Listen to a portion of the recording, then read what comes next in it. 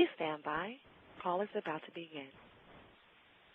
Good day and welcome to the NSP Open Forum Q&A Session conference call.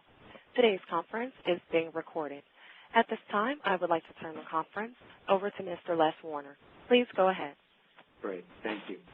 So welcome, everybody. What we're going to do is go through a little bit of information first, and then we'll be opening this up to question and answer. So let me start by introducing the folks that we have on the line. I'm Les Warner from ICF, and we also have John Laswick, David Noguera, and Hunter Kurtz from the HUD office with us today. There are a couple of ways that when we open this up for the question and answer, you'll be able to participate. If you look in the top right-hand corner of your screen, you can ask a question by changing your status by clicking on that, changing it to purple. You can press 1 to ask a question.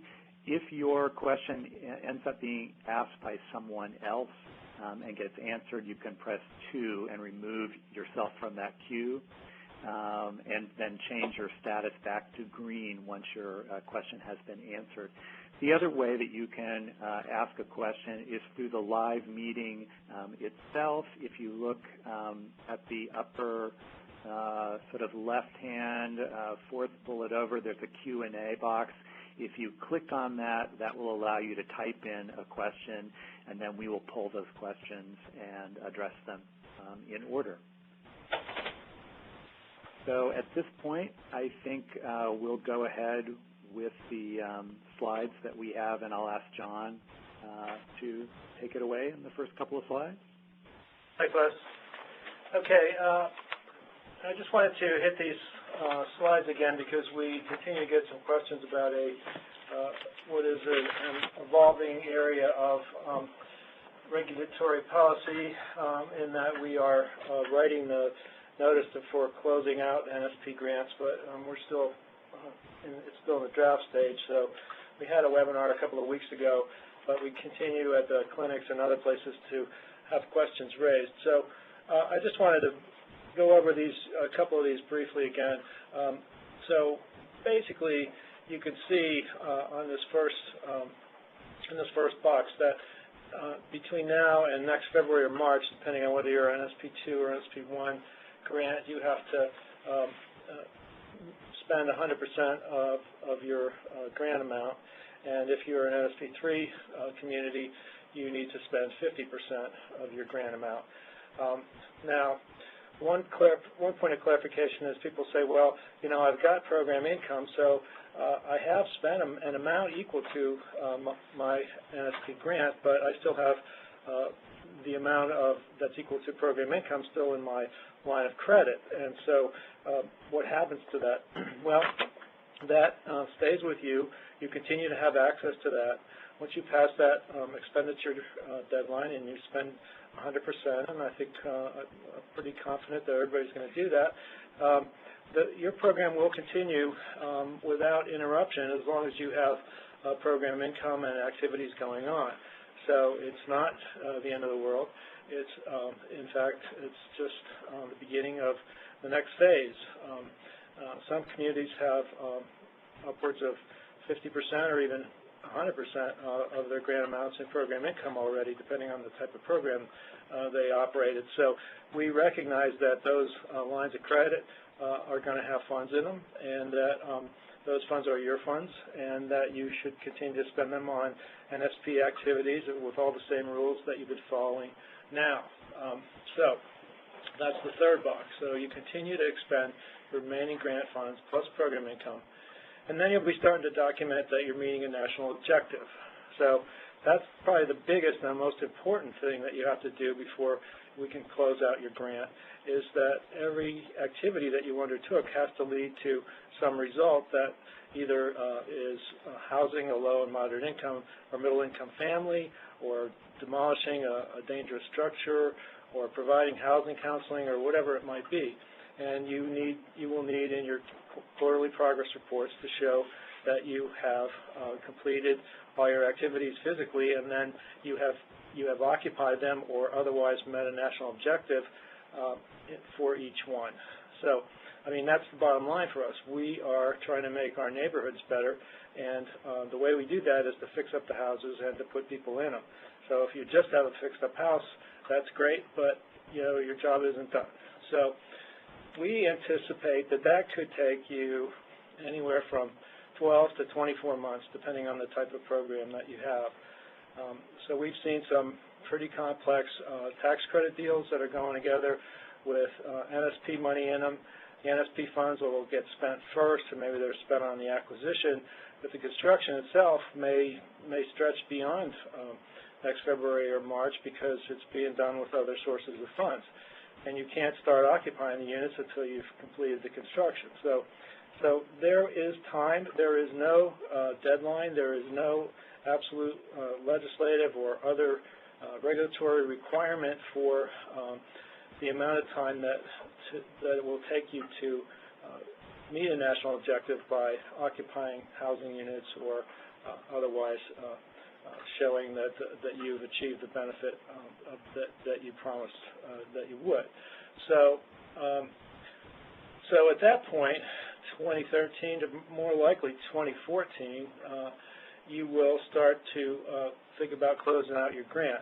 And I'm not going to go into all the requirements because I just gave you the most important one, which is, repeat after me, to meet a national objective for every activity that we have. Okay, so also repeat after me. The world does not end next February or March. The world continues to operate.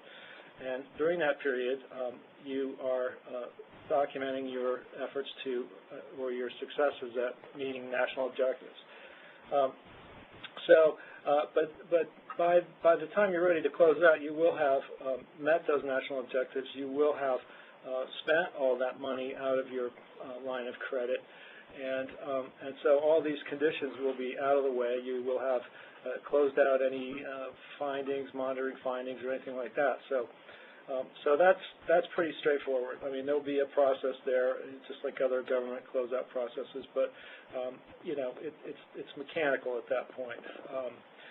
Then you will have a closeout, and if you have an existing CDBG grant, and the vast majority of you do, then the NSP program will become a subset of your CDBG program to the extent that there's any program income that continues to come back to your program after the grant closeout. And if you are in that situation, it's our sense that this will be, again, pretty much look just like NSP for the portion of the funds that are NSP program income. So it will be an adjunct to your CDBG program. You will still be able to do new construction. You will still be able to go up to 120% area median income. You won't be able to buy any more land bank land. You will be able to manage the land bank, but you won't be able to add to it. And so it's really going to be pretty close to what you know. After closeout, you will not have to meet the 25% low-income housing set-aside because the denominator, the base number of that is so variable. So there's really three periods. So there's now up till next February or March when you meet that deadline. Then there is the post expenditure period in which you meet a national objective and get your units filled up. And then there is closeout and the period after closeout. And then there is, for those of you with land banks, a longer period of time in which to dispose of those properties, and we'll have some rules on how you do that. You will, of course, continue monitoring for the affordability period on your housing units. For many communities, that should not be a big time consumer, but there will be a little bit of work there. So those are the periods. So at the deadline, you continue to operate. If you have program funds or if you have funds in your line of credit, if you don't meet the 100% expenditure deadline, then you will be subject to having those funds recaptured. Again, I don't think that's going to be anywhere near even a double-digit number of you, but so for the rest of you, just just assume that you're going to keep on going and move towards closeout. So can we have the next slide, please? And John, can I ask one little question here?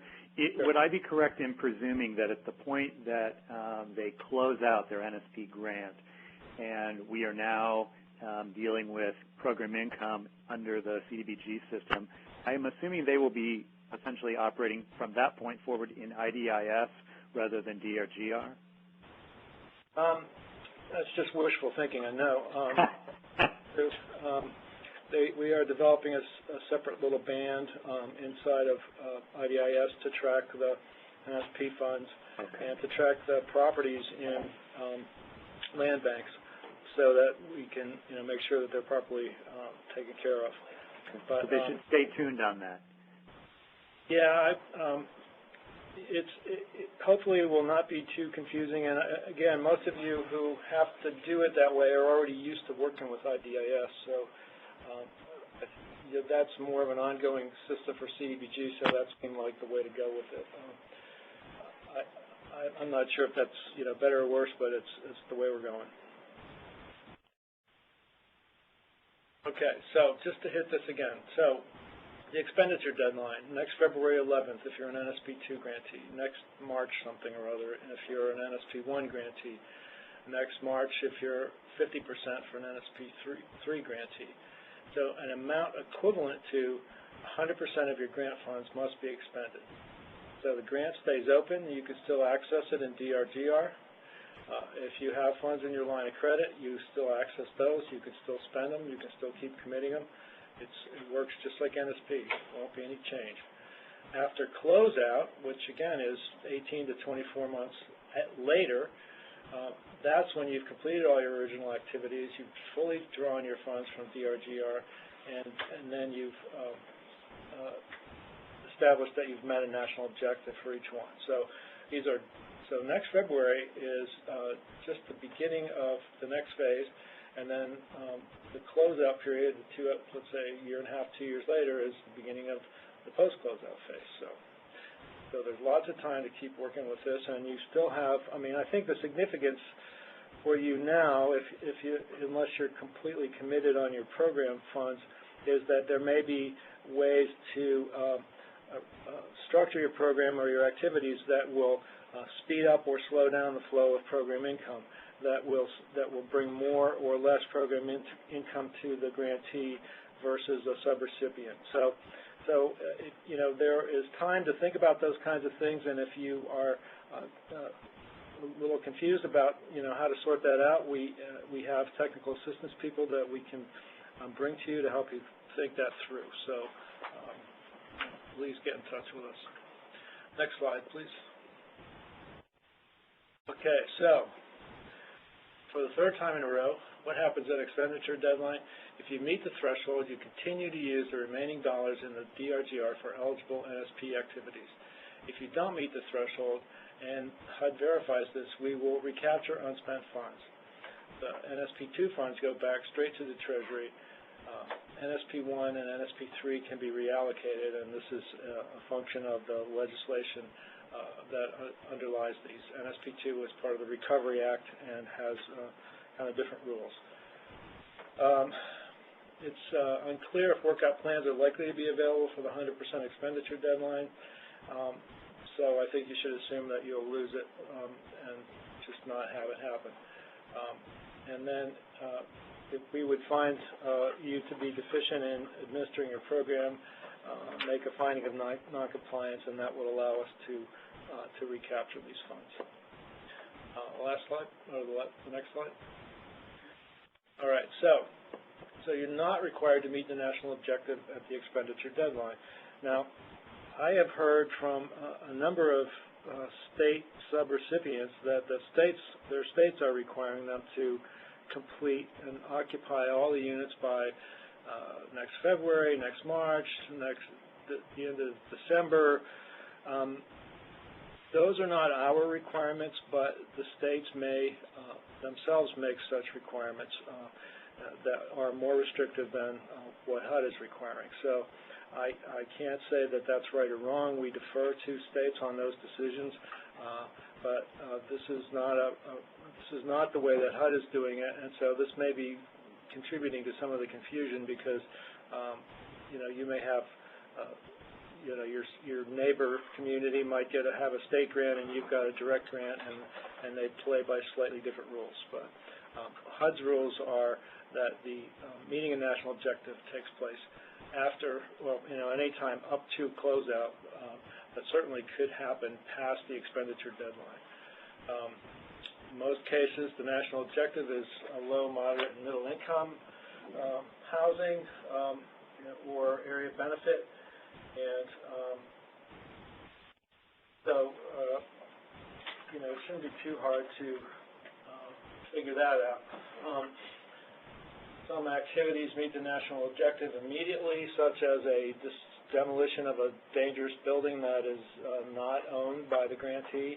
I mean, that's just demolition, and you've met an area benefit activity right there. If you acquire that property and demolish the building, you've met one national objective for the demolition when you take the building down, but you still have a responsibility to meet a national objective with the acquisition. So if you are looking at some projects now and have the option of taking title or not taking title, you'd probably be from the standpoint of meeting a national objective, it would be easier not to take title. If it makes more sense for your program and for the success of your program and for the health of your neighborhoods to do it the hard way, then do it the hard way. I'm not trying to tuck you out of it. I'm just trying to say that all things being equal, it's probably going to be more complicated owning real estate. But if it's important to your program, please do it anyway. So we'll get to some questions on these and other exciting topics. Let me just mention, and David wants to talk about this too, the clinics that are coming up, and then I got maybe two other announcements to make. But we are, tomorrow, the Orlando clinic starts, and then we have 3 more, and they've been going very well. I've been to a couple of them. David, do you want to come over and talk about, somebody said to me last week, well, we were sort of waiting for the agenda, so we wanted to let you know that the agenda is not as critical on the clinics as it might be on other kinds of trainings and so forth. So, David? All right. Hi. Good afternoon, everyone. A few things I wanted to address in terms of the clinics, especially since I'm being told that a number of our grantees are not attending the clinics because I guess there's just a variety of reasons why they are. So I just wanted to take a few moments to just go over what the clinic entails. This year, the way we've designed the clinics is it's set up into a 2-day event. On the first day, you have a series of seminars. We have one track for our newer NSP 3 grantees and a separate track for our NSP 1 and 2 grantees who are further along in their programs. In the for the newer grantees, the track focuses on a rules and regulations seminar in the morning, and it's pretty much just a classroom-style presentation with a discussion with the participants talking about the ins and outs of the program. It's really good for any new staff that may have just come on board and learning NSP for the first time, or new grantees that are trying to work their way through the program and get it up and running. You see a lot of new staff people at those, so I think that's good. Yeah, and then in the afternoon, we have a program design workshop or a seminar, and that is a presentation discussion again that sort of walks through, okay, what is the situation in your community that you're trying to address? Perhaps the design that you currently have in place needs to be tweaked or adjusted, and through the discussion, you're receiving assistance on some of the things you might go to get started on that process.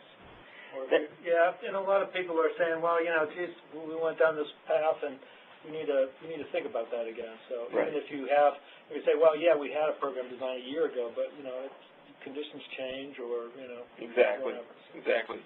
Then the other track that we have for our more advanced grantees, we have one section on troubleshooting program implementation rules. So everyone's got a project that they're working on, and something's wrong. Maybe the financing isn't coming through in a timely fashion, or maybe there are some political hurdles that they have to overcome. Whatever they might be, through the, again, seminar and discussion, they try to talk out some of the commonalities that we've seen and what some best practices might be for approaching them. In the afternoon session, the discussion focuses on disposition strategies, and that's everything from selling properties to income-eligible home buyers, to renting properties, to demolishing them, perhaps lease purchase, you name it. It's really going through what are the different ways that you can go about meeting a national objective and executing your program. So if that is something you're interested in, and maybe you weren't sure what you'd get out of these clinics, then I'd encourage you to come just for the sake of taking in that education.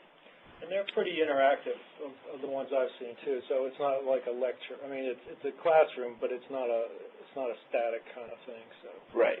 And then in day 2, it's the focus is on one-on-one discussions.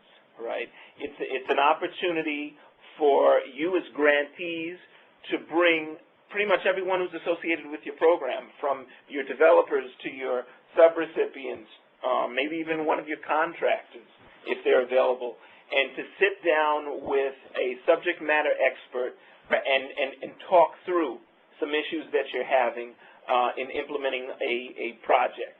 And in some cases, the discussion may require multiple experts, and we usually have anywhere between 15 and 20 different topics that will be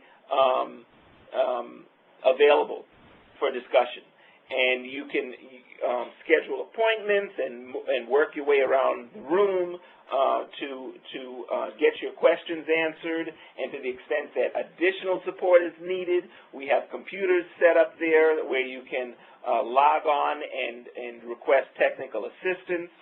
So it's really, think of it as your mobile NSPTA group, right? It's us traveling as close as we can get to you to provide the assistance that we've heard via phone calls, emails, and everything else that's needed.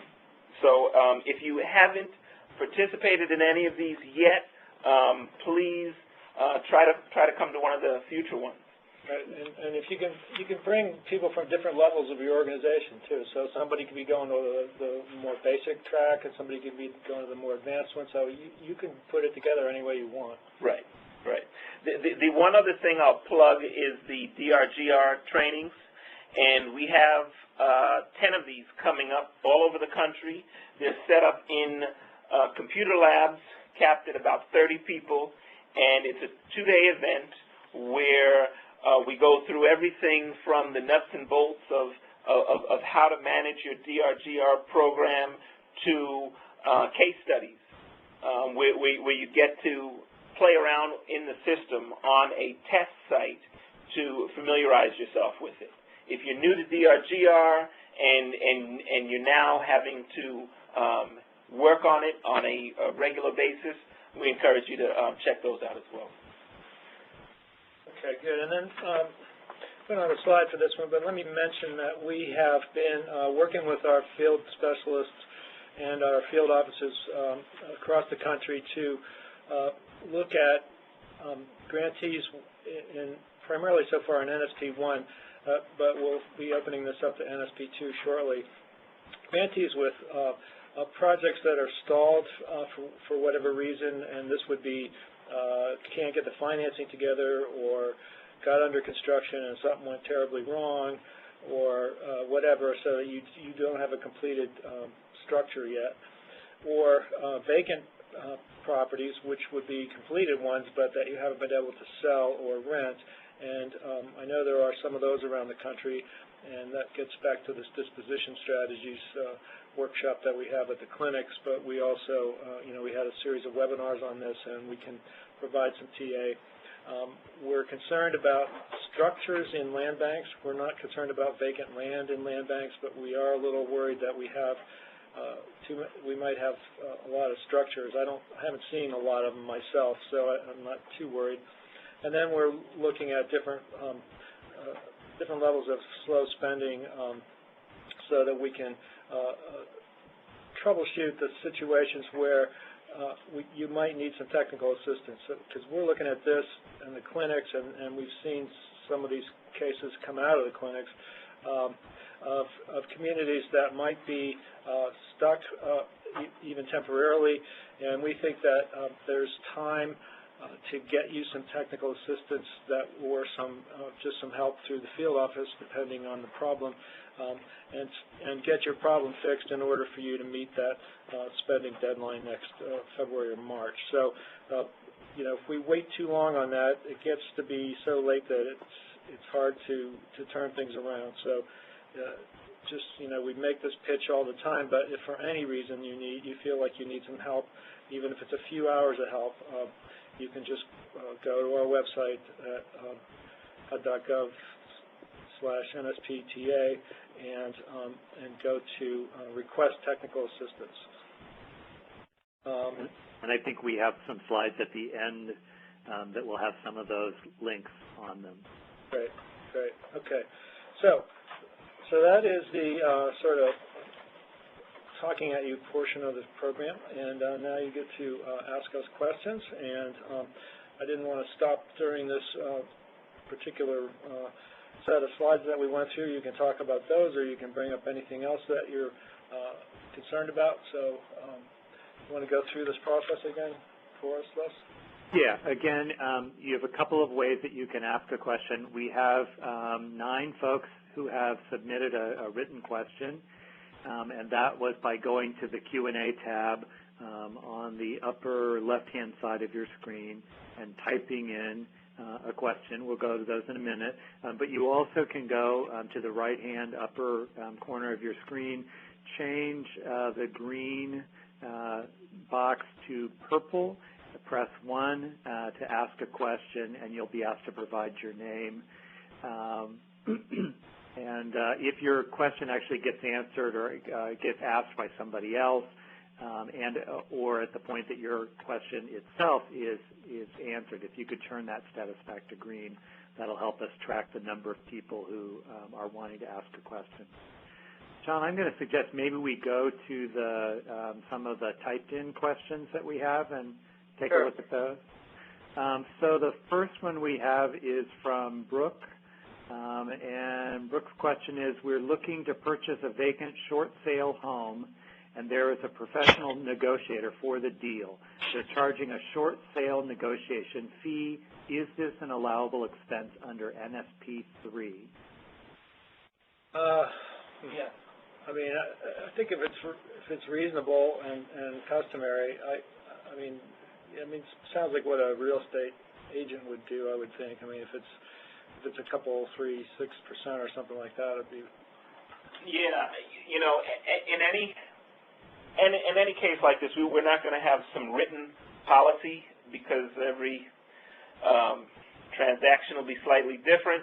But typically, yes, if this is a common practice and that can be justified based on current market practices, then that's more than doable. Yeah,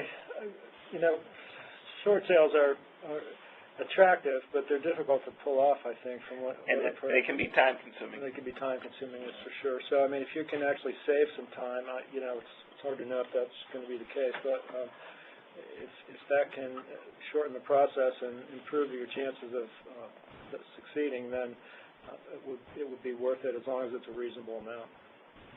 And I would think you'd want to have adequate documentation to show, track these expenses to a particular unit and show that this is part of that transaction. So an auditor later, when they're asking, what are these charges related to? Okay. Yes. Let's go to our next question. David is asking, this is a NeighborWorks of Grays Harbor County, is the NSP1 subrecipient to the cities of Aberdeen and Hoquiam in Washington. We have several properties which we purchased and rehabbed with NSP1 funds, but that we've not been able to sell. The issue, according to the realtors and the bank underwriters, is the affordability covenant for 15 years. And Aberdeen and Hoquiam have so many other affordable houses for sale that comparable to each of ours in number of bedrooms, baths, and square footage, but without a covenant of any kind.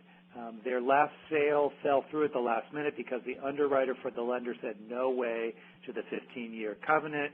We showed them that it would go away in the event of foreclosure, but they're not satisfied with the encumbrance, and in the end, neither was the buyer.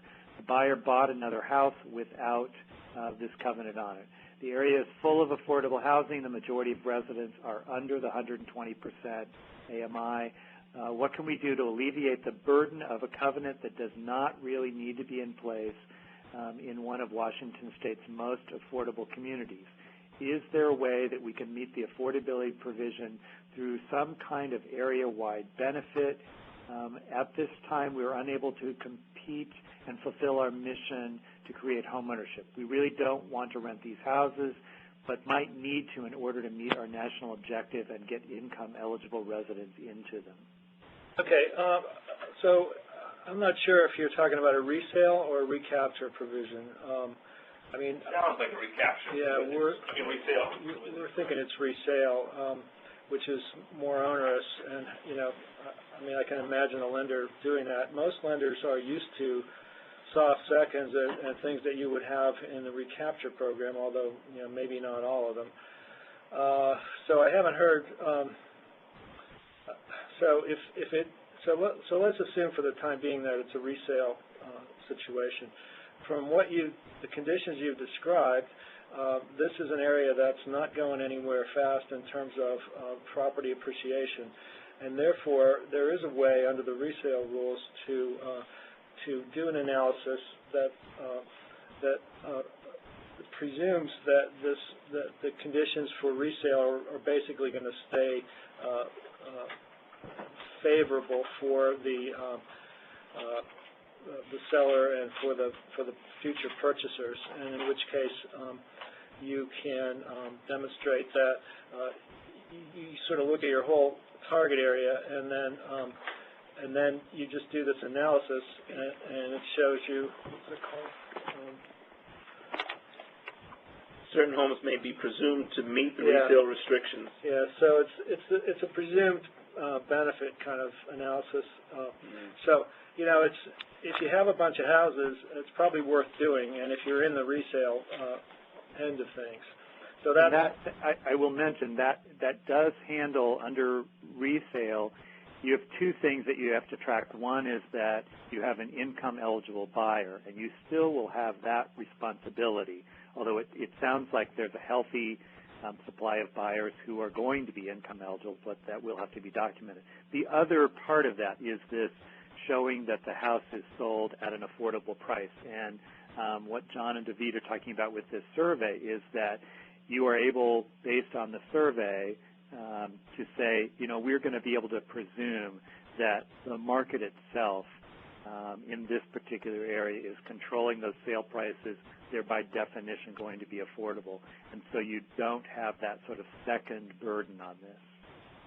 So if in the event that you are actually talking about a recapture scenario and you're still running into problems from your lenders, I don't know.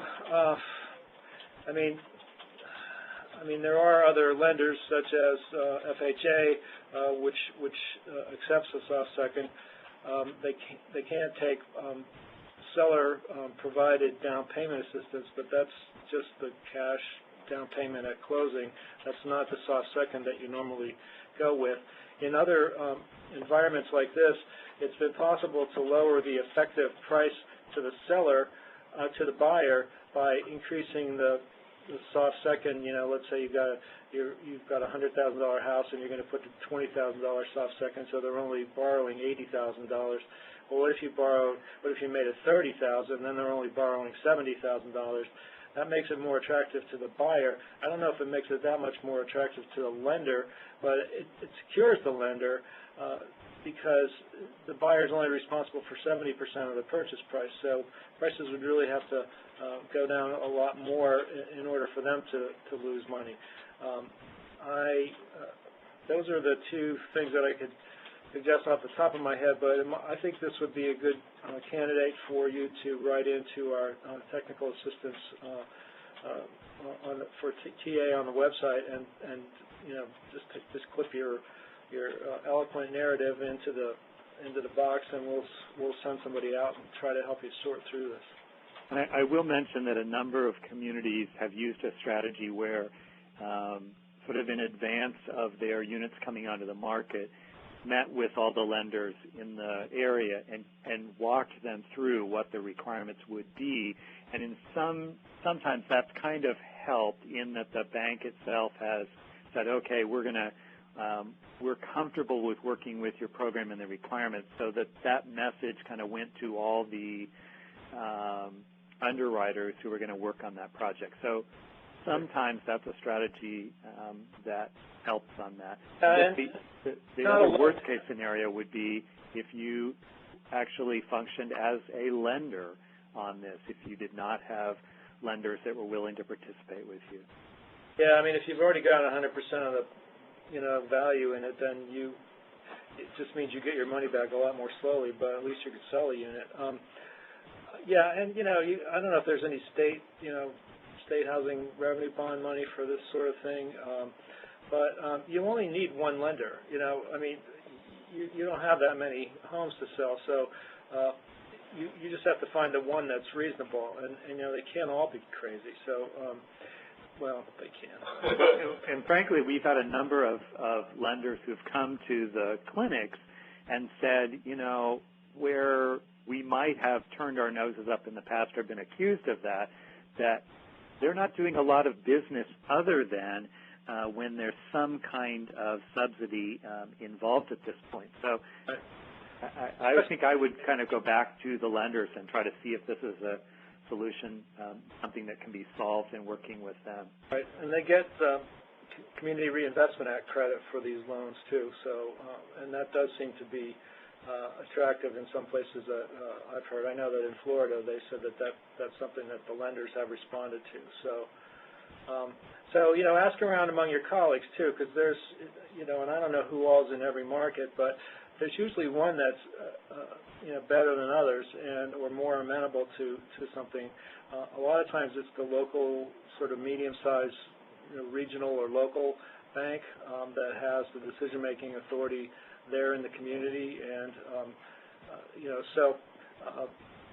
but I think the advice to talk to them all is good, and as soon as you find one that will make it for you, see who you've done business with before. I was in Arizona. Both Phoenix and Tucson had lenders that they've been working with, for the last 10, 15 years. Those lenders did not desert them, amazingly enough, throughout this, and so they have not had problems in a pretty tough market in finding end loans for these projects. So, but put in for some TA and we can help you out.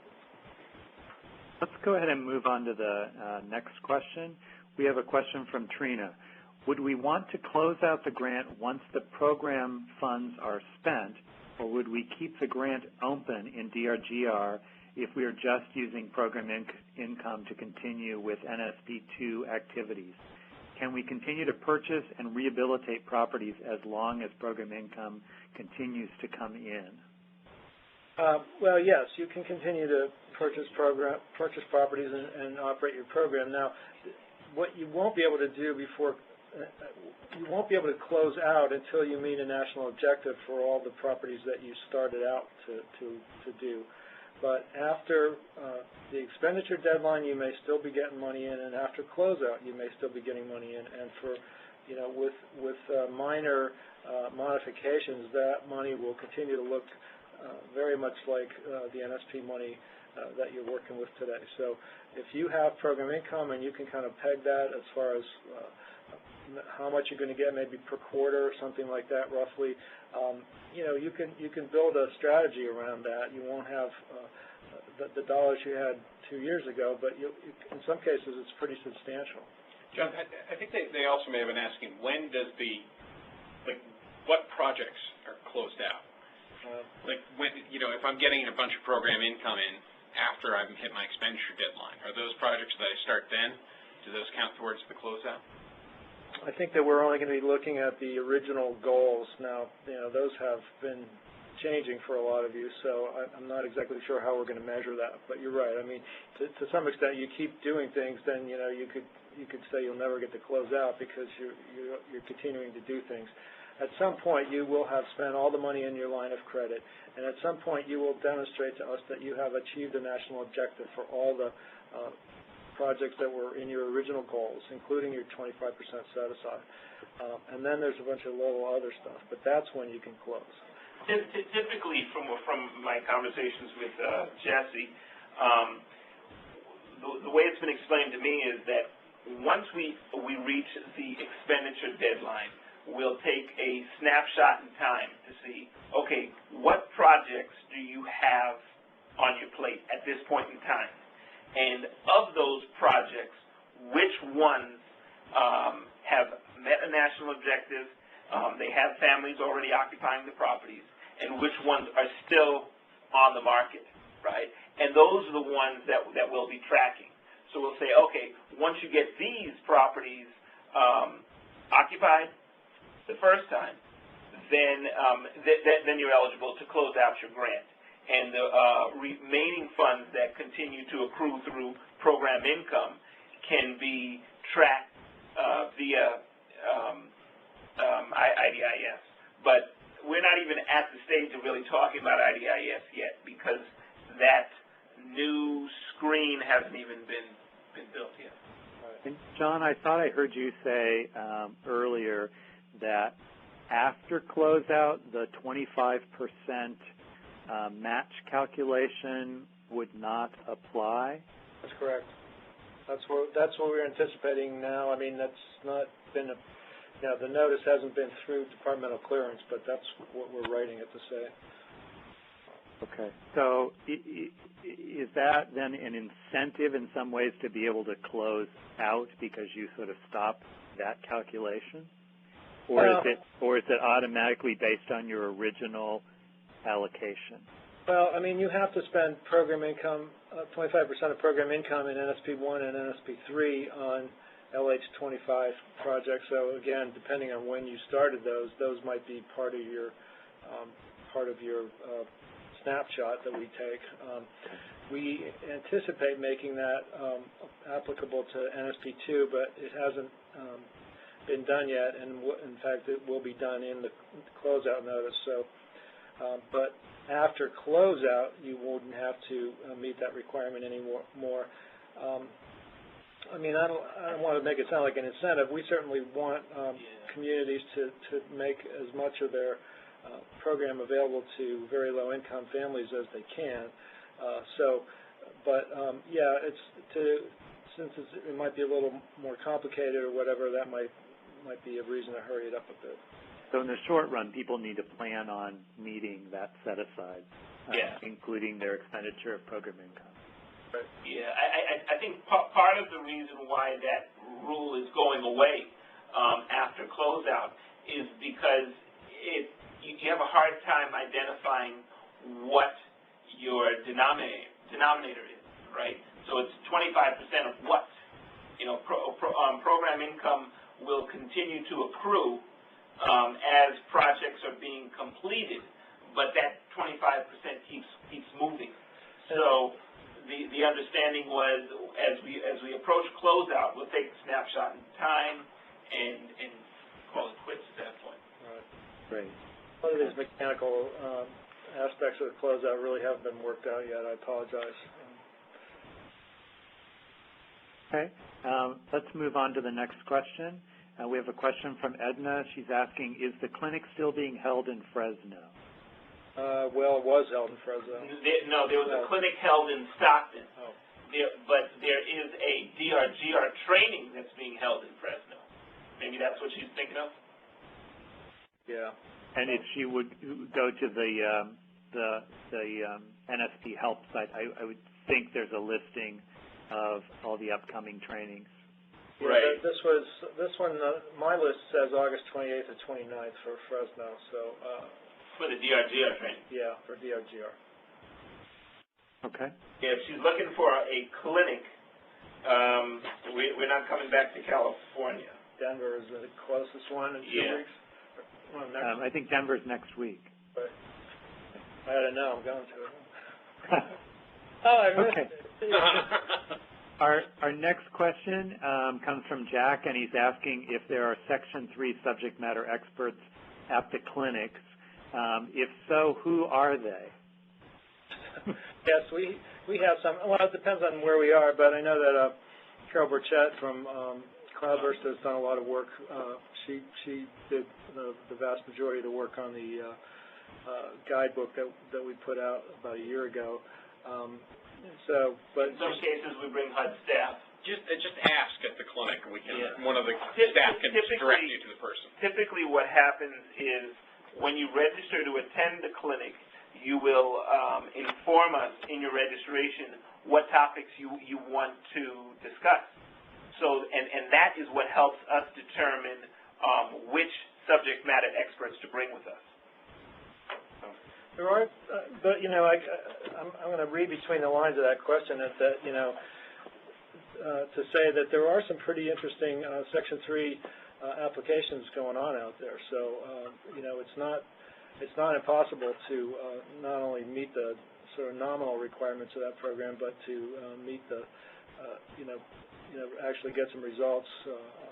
I think it was I believe Chicago's Port of Casa told me that in the state of Arizona, where they're working on their piece of the grant, which is around $32 million, they had around in excess of 30% of their contracts and employees met the Section 3 requirements. So it definitely can be done. Okay. Move on to our next question. We have a question from Emmanuel. Are you touching on program income concerns for NSP2? Question really aimed at income earned from down payment assistance loans created with NSP2. Down payment assistance loans. Well, I mean, down payment assistance loan or a soft second mortgage, depending on the terms. I mean, some of those pay back. Some of those really are just effectively grants with a long, with a very complex packaging around them, so that people can't get the full benefit right away. So I guess I'm not sure what you're going after, but I mean that kind of an arrangement of funds coming back from either the sale of a unit that was completed or the flow of funds back on revenues from loans are key sources of program income. We are going to allow, unlike the home program, we will allow prepayments of soft second mortgages. Let's say you have a 10-year affordability period and the family moves out after 6 years, and so they get 10% forgiveness every year, but after 6 years they still owe 40% back. In the home program, all of that would have to go back as program income, and you couldn't use it as any of it as program administration. In our program, since it's not an annual appropriation, we're going to be allowing some program administration to come out of that. So but I'm not sure I'm answering your question. So if that's not I think you've added a little bit to it. They're under the impression that they cannot have program income for NSP2. Some of our owners are paying back their soft second before the 5-year period has been completed. So under home, money that was paid back during the affordability period would be considered recaptured funds, not program income. And so we would have this issue that no admin can come from it. But John, I think I hear you're saying that we're going to treat this as program income and not restrict it as home would to being recaptured funds. Right, that's what I'm saying. And so thanks for the correction on the terminology. But, because home, you get an annual grant. So, with NSP, you're going to be, if you're using program income, you're going to be stretching this out, and you're going to need a little admin money down the line. Do you think this question is also about developers versus subrecipients? It's not required for the grantee to get the program income back. This is generally negotiated between the grantee and the subrecipient. If there's a developer involved, there is no program income technically, although some places will have a loan or some other way of getting that money back. But those are two of the sort of operators in this thing, and I thought you were talking about the end loan user, and I think those funds will come back and those will be available for future loans. But any money that came back to the NSP recipient or grantee is going to be program income. Yes. And we'll have to then follow the rules of program income. Right. Okay. Let's move on to the next question. Charles has a question. We've had several home sale transactions in which the appraised value is higher than the total development cost. In an effort not to negatively impact home values in the neighborhood, we entered the following details, and he's showing that the sales price, the appraised value is $120,000, showing a seller discount, bringing costs to buyer down to total development costs, which is a credit of $20,786. And the formatting on this on our screen is a little bit difficult to read. So the advantage of that is that you are selling the house for $120 on paper, so that your appraisers don't go lowering your neighborhood property values anymore. And this becomes a seller concession, and you can't sell the house under our rules for more than the total development cost in this scenario. So what you're doing is getting there without lowering your price. We're okay with that. So you have a recorded sale at market value, right, in this case. Great. Okay. Our next question, Allegheny. A structure was purchased with intent to rehab and rent to 50% AMI households. Subsequent analysis indicated the house was too dilapidated to salvage. It has been demolished. Lots are infills in a built-up community and are too small to make a new construction unit feasible with current zoning and building codes. Can the vacant lot be conveyed to an adjacent property owner? Does the homeowner or the tenants of an adjacent unit need to be income qualified in order for the unit to still qualify as a housing use? This lot would be used by the adjacent owner to increase space for his or her yard. There's no active community group that will like ownership of the lots. The area is a low-mod census tract with low to mid-level quality housing in an inner ring suburb originally developed in early 1900s with older housing stock. So the answer is yes, you can dispose of this property in a number of ways. The one that you mentioned is a sale or a donation to an adjacent property owner. And if you're lucky enough to have adjacent property owners, then yes, you can do that. If they are low, moderate, or middle income, you could give them the property or discount it very heavily.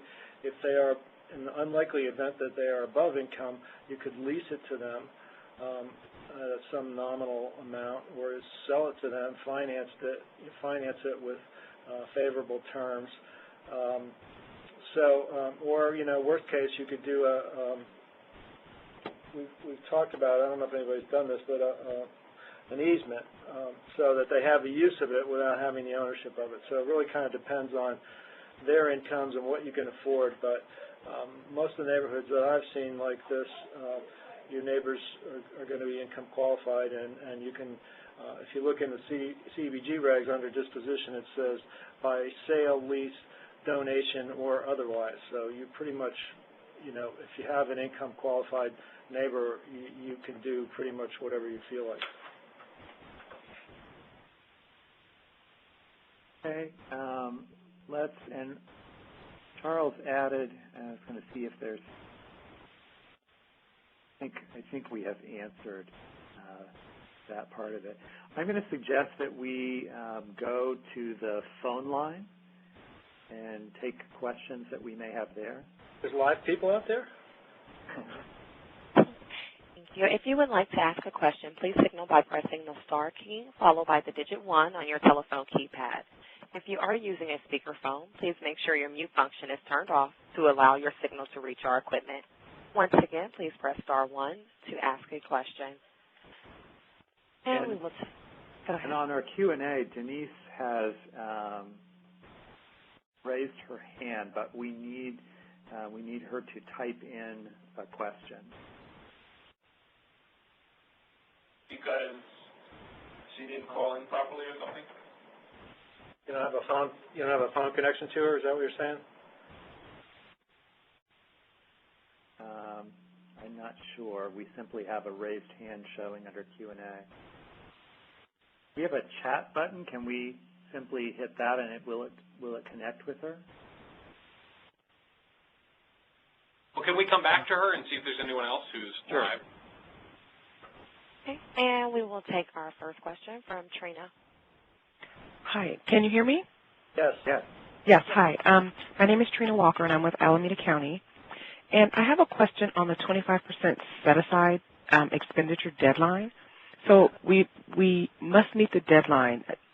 So that means we have to have spent the 25% funding by February 11th, 2013, correct? Yes. Okay. Clarify that. All right. You must by 2013, you must have spent an amount equal to your initial allocation. Now, in terms of your 25% set aside, you may or may not have spent all of that, right? At the end of the day, if you haven't spent 25% of the to meet the LH25 requirement, then we're going to be assuming that there's program income or some other funds that are going to meet that, because you're always going to be held liable to that requirement. So the easiest thing to view it, or the easiest perspective to view it from, is you meet the 25% expenditure deadline when you meet the 100% expenditure deadline. The only difference is, while you may have spent 100% or you may have spent 25%, you may not have met a national objective yet. Okay, because we are using our 25% on households making less than 50% AMI, and we're going to use that for rental properties. And we've already identified the properties that we're going to use that for, but we have not spent the money yet.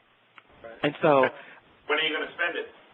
well, we are hoping to spend it soon. We identified a couple of properties, and we're having some slow starts on some of them actually getting out of the gate in terms of actually spending the funds. We are in contract with them to spend the funds, but the actual projects themselves, they're having some of them are having issues with sort of getting off the ground, and so our concern is that we won't be able to actually spend the funds for the 25% set aside by February of 2013. But do you project that you will meet your expenditure threshold? I believe that we will, because that is Yes, that means basically if our grant was $11 million, we need to spend that amount by February 2013. So, John, it sounds to me like they would meet their expenditure deadline, but they won't be able to close out until they show that their 25% set aside, that those expenditures have happened, and there's a national objective to make those eligible. Right. Yeah, and that's going to be true, in other categories too. So I think what David is suggesting is maybe it's not 100%, critical that you spend every dime of the 25% set aside, but you have to know that if you don't do that, you will be incurring that liability. We will look to the grantee to make up any difference if you do come up short. So, but just like the rest of the program, many of those units may not be occupied by the spending deadline. But it's really in your best interest to spend the money by that date. But if you fall a little bit short, and you're going to have some program income, and it's just a matter of closing that gap, then maybe not such a bad thing. But if there's any number of sub-recipients that you're having or with problems and you don't have technical assistance, maybe we should talk to you about getting some out there, Trina. Okay. Thank you. Thanks. As a reminder, it is *1 to ask a question. We will take our next question from Lana. Hi, this is Lona Hammer from Alaska Housing Finance Corporation. I have a question. I have one grantee who has a property that we need to move from, it's a foreclosure we need to move from the acquisition rehab to land banking. Can we just change that in the action plan, or is there something we have to do on the dollar expenditure side? We're almost expended, and to move those activities around, I know sometimes you have to deflate budgets and inflate budgets. Do we have to do that, or can we merely change it in the action plan? From what you're saying, I think you can just change the action plan. We consider these not to be amendments, really. I mean, they're minor changes. You might want to check with Carmen Reed and her folks about how they're handling that up there, but I think you're okay doing it that way. Okay. I think they're going to ask me to ask you guys. So. Okay. I think it's more of a DRGR question, though, in terms of how you're recording it. Yeah. So you might want to check with, call in to talk to Jim Yurden or Ryan Flannery or somebody like that and see what they think. It sounds like you'll need to amend the setup in DRGR. Okay. Yeah. I was thinking I probably had to go in and do the action plan so that it reports right when the quarterlies come out, the change. But I'll shoot Ryan. I know Ryan. I'll shoot him an email. Thank you. Okay. Sorry, we're not the DRGR experts we ought to be. If you put a question into the Ask a Question box, we'll get that answered. Yeah, or go straight to Brian, too. Yeah. Okay, thank you. And we will take our next question from Charles. Yeah, Charles Wood, CPLC, Phoenix, Arizona. I put up a question in the box but got disconnected partway through your answer, and you were saying that it wasn't easily legible. And what you did say was not what our understanding was when we posed the question. So I wonder if you could recap. I'm not sure which one you meant. I believe this is the question about where you have the appraised value was higher than the total development cost. Correct. And they wanted to reflect that sale. And I think, John, this is the one where we decided that as long as it was set up reflecting the sale price, but then there was a discount to the buyer, that was acceptable. Right. Yeah. In fact, I talked to Tom Wilson there at CPLC about this, and I thought Tom's here with me, actually. Hi, John. The problem that we ran into a couple of weeks ago was with FHA and their regulations. they said that their regulation would not allow them to show a sale price that was higher than the actual amount, which would be the $99,213. So, you know, we're just in a position where home buyers in that market area will be after us with some boiling oil because of the fact that the way that FHA is handling it and telling us to process it, it's going to drive down values again rather than stabilize. And yeah, well, yeah, I mean, I don't know if that's true or not. I mean, people have been worried about that for a long time. I don't know how much worse it could get, to be honest with you. I mean, you know, have you met a reasonable appraiser lately? I mean, so I don't know. I just don't think. I think we're just going to have to ease it on this one, and I just don't think that, you know, what shows up on the sales price has anything to do with how fearful appraisers are these days. I wonder if there's a way. In some areas, the local county recorder is marking some of the sale prices as, for instance, when it's a foreclosed property, so that a appraiser may or may not use that as a comparable. I wonder if there's a way to note these to show that you know, you're restricted, that this is a below market sale because of this. No, when they go in, they're actually just picking up what is shown as the sales price. Okay. But you know, I've gone through and tried to find the FHA regulations to see how they address this, because, you know, there's something wrong in the equation if we're going to stabilize neighborhoods and then we can't show the appraised value because of the FHA regulation.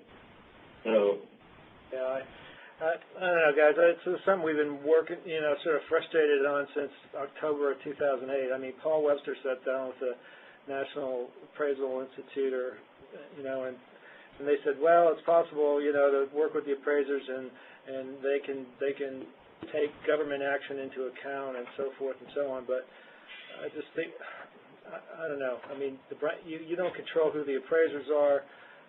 You know, even cultivating a group of, you know, better informed appraisers isn't necessarily going to pay off for you. So I think we're just going to have to just proceed with what doesn't sound, you know, logical, but you know, at the same time, the values will start coming back irrespective of what you do, and probably already are. So I don't know.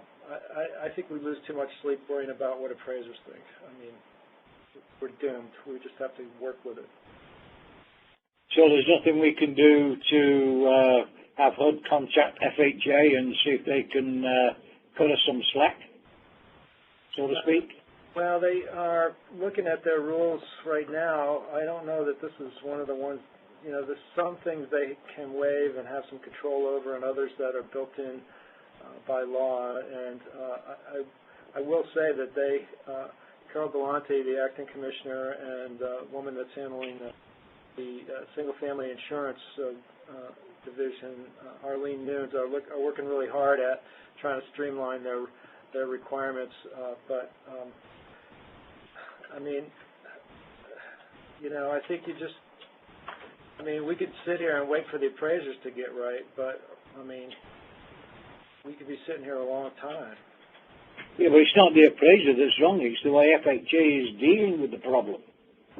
They're saying there's no way they're going to work with us. So, you know, I mean, if the appraiser is doing their job diligently and properly, and this is what the area median income for those median prices are for those houses, and that's correct. It's FHA that's saying they won't approve the way that we actually give a discount to bring the price in line with what the buyer can afford. Right, but I mean, the net effect is to show the next appraiser that the property's worth $120, and I'm just not sure it's worth the effort. But let's just say, have you talked to the Homeownership Center in Santa Ana? Because that would be the first place. Yeah. and they're not giving you any support, or? I'll try again. Well, I mean, you could write it into to here and send it to me, and I'll send it to Arlene. But I don't know whether we can change that or not. But we should probably move on to the next question. Okay, thank you. All right, sorry. Once again, as a reminder, it is *1 in order to ask a question. And at this time, we have no further questions in queue. Do you have any written in, Les? Sorry, I was on mute talking. We have a typed question from Chuck. One of our NSP properties is listed in the MLS for $34,500 based on the last appraisal, which was over 60 days. We're in the process of getting an updated appraisal, or we were in the process, when an offer was made on the property for the $34,500. A week later, we received the new appraisal, and it was for $39,500. Can we still honor the MLS amount? You made an offer. They made an offer on the $34,500? So they had it listed at their original appraisal. They chose to update that, but before the updated amount had been received, they got an offer off of the listing that they already had. And now they have an appraisal that would say that it's actually listed at slight more. But and this is why we have 60-day time limits on these appraisals, because in the happy circumstance that your values are actually going up, we want to make sure we're getting full value on these things. So the problem that you have, though, is that if they accepted an offer at one price and now they want to increase the price because the property values went up. I don't think they have an offer. Is that what he said? They have an offer that's been made based on. So the question is, can they go ahead and honor that? And it would seem like the regulation doesn't require them to sell it at appraised value, but it's obviously our best practice. Yeah, they can always sell it below appraised value. Yeah. So that's not a problem. I thought they were trying to sell it for higher than the $34,500. No, what they're saying is that the appraisal has gone up, and in the meantime, they've had an offer that was made. Yeah, that won't happen. We're just going to discount it, but no, okay. We also have a follow-up question from Allegheny. Follow-up question on the vacant lot conveyance. Can the costs involved with acquisition, clean-out, demolition be counted towards an eligible NSP use? I imagine in this case it would be LMMI housing. Well, so what you're saying is the demolition is, they want to have a fairly expansive definition of what the demolition includes to include sort of grading and that sort of thing. Is that how you hear that question? Yeah, this is the project that turned out not to be, I think this was not viable, and they are simply doing the conveyance. So that, the original costs on this, are they still eligible and under what use? Well, so you're acquiring it, you demolished the building, and you're disposing of it. And so I think that disposition would, between demolition and disposition, you could probably cover those sort of costs as long as you weren't, gilding the lily or something. Let me look my eligibility regs here, but I think that clearance and remediation. So clearance includes removal of buildings and improvements, movement of structures to other sites, remediation of known or suspected environmental contamination, and then disposition, includes temporary management costs, maintenance, and that sort of thing. So I I think it's, so I guess you're going to have a, I don't know which activity you acquired it under. I guess you're going to be acquiring it under eligible use B, maybe AC, rehab, or something like that, or E. You could probably do this under, and then the demolition has to be under D only, under use D. But yeah, I think that these costs would most likely be demolition kind of costs.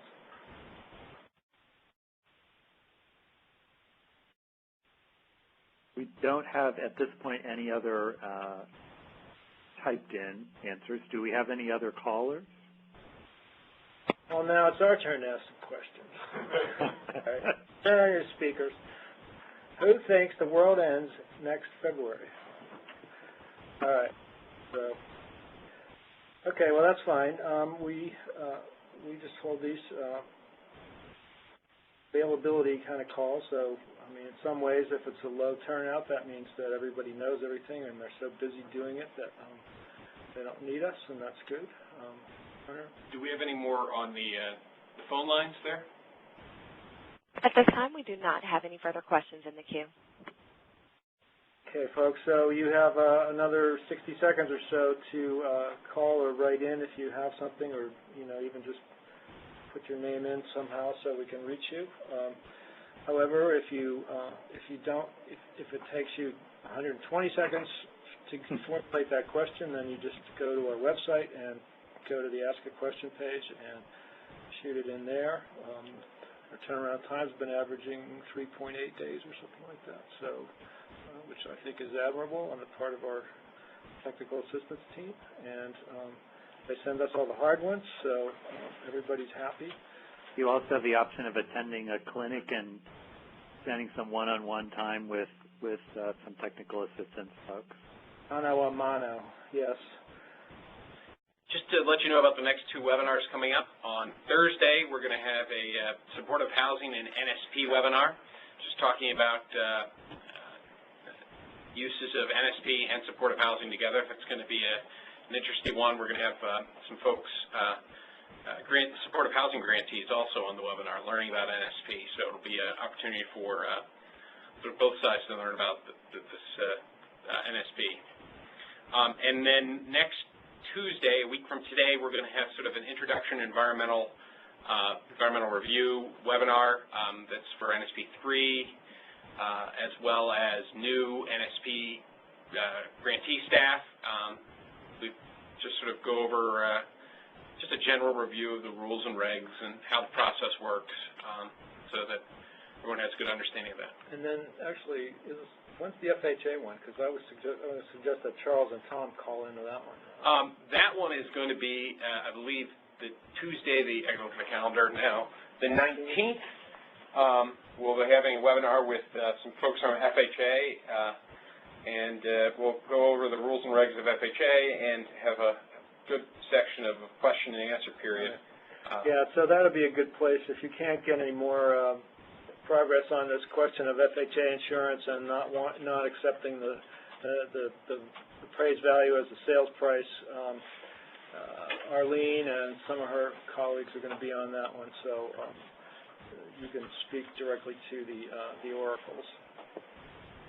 I wanted to mention I moved on to the next slide, which has some of the links for requesting technical assistance, where to find the Ask a Question section, the resource library. These are hopefully things that everybody's familiar with, but if not, these are very good links for you. We got a new television show coming out, Dancing with the Foreclosed Homes. And then the other thing we'll ask you to do on the last slide, there is a link to SurveyMonkey to provide some feedback on the session, and we appreciate folks who actually follow through with that. And please use that as an opportunity to suggest future webinars. We're always looking for new ones. We're going to have a special fear factor session on appraisers, too. So do we have any other callers that have called in with questions? No, at this time, the queue is still clear. Okay. That's about the way my brain is, too. So thanks for joining us, and we'll see you next Thursday. Yeah, that's going to be a big one, too, because they have 1 billion grantees. So, all right. Thanks, everybody. Thanks, everybody. Bye. Ladies and gentlemen, that does conclude today's conference. Thank you for your participation.